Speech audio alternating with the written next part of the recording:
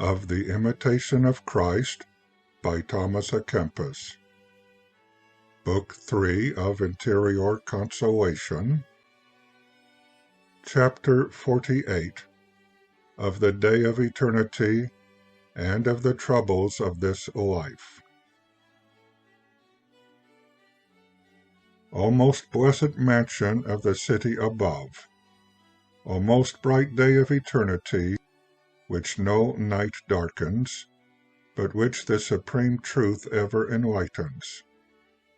Day always glad, always secure, and never changing its state for the contrary.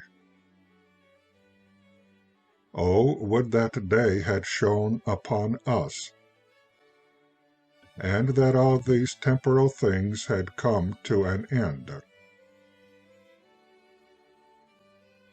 It shines indeed upon the saints, resplendent with everlasting brightness, but upon us pilgrims on earth, only as afar off and through a glass. The citizens of heaven know how full of joy is that day, but the banished children of Eve bewail themselves that this our day is bitter and wearisome. The days of this life are short and evil, full of sorrows and miseries, where man is defiled with many sins, ensnared with many passions, racked with many fears, disquieted with many cares, distracted with many curiosities, entangled with many vanities, encompassed with many errors, worn down with many labors, burthened with temptations, unmanned with delights, tormented with want. Oh, when will there be an end of these evils? When shall I be set free from the wretched bondage of my faults? When, O Lord, shall I make mention of Thee alone? When shall I to the full rejoice in Thee? When shall I be without any hindrance, in true liberty, without any trouble of mind or body? When shall there be solid peace, peace unruffled, always secure, peace within and without, peace on all sides firm? Good Jesus, when shall I stand to see Thee? When shall I contemplate the glory of Thy kingdom? When wilt Thou be all in all to me? Oh, when shall I be with Thee in Thy kingdom, which Thou hast prepared for Thy beloved from all eternity? I am left a poor and banished man in the land of the enemy, where are wars every day and very great mischances. Console my exile, soothe my sorrow, for all my desire sighs to Thee, and all that this world offers for my solace is burthensome to me. I long to enjoy Thee in my inmost soul, but I cannot lay hold on Thee. I desire to cleave to heavenly things, but the things of this life and my unmortified passions bear me down.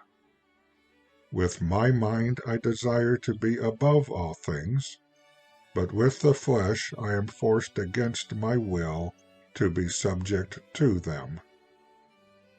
Thus, unhappy man that I am, I fight with myself, and am become a burthen to myself, whilst the spirit seeks to be above, and the flesh to be below. Oh, what do I suffer within, whilst in my mind I consider heavenly things, and presently a crowd of carnal thoughts interrupt me while I pray. My God, remove not Thyself far from me, and depart not in Thy wrath from Thy servant. Send forth thy lightning, and scatter them. Shoot out thine arrows, and let all the phantoms of the enemy be put to flight. Gather together again my senses to thee. Make me forget all worldly things.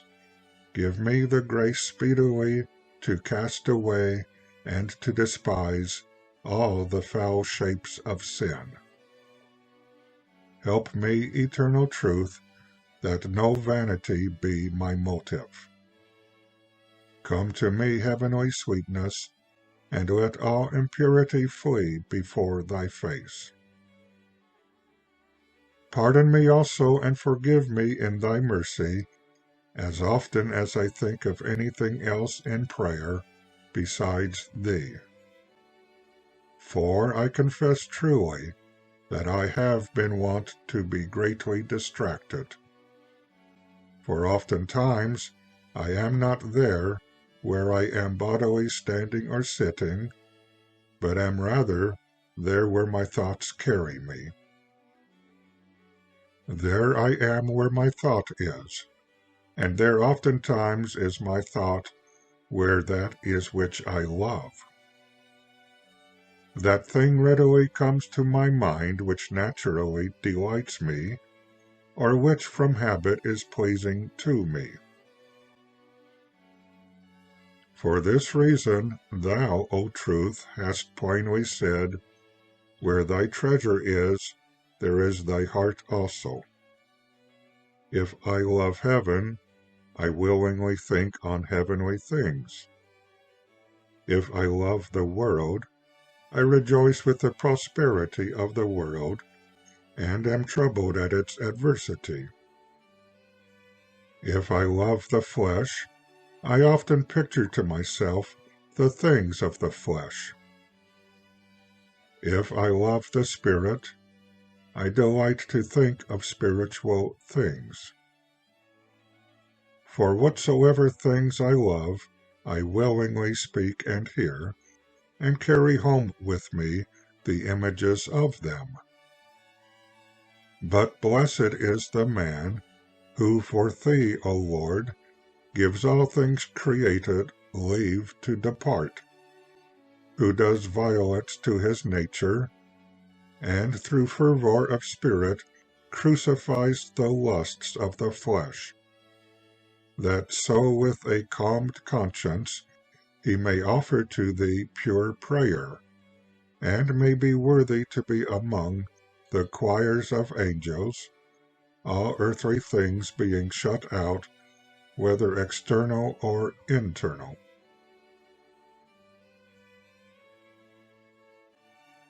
And that concludes chapter 48 of Book 3 of the Imitation of Christ.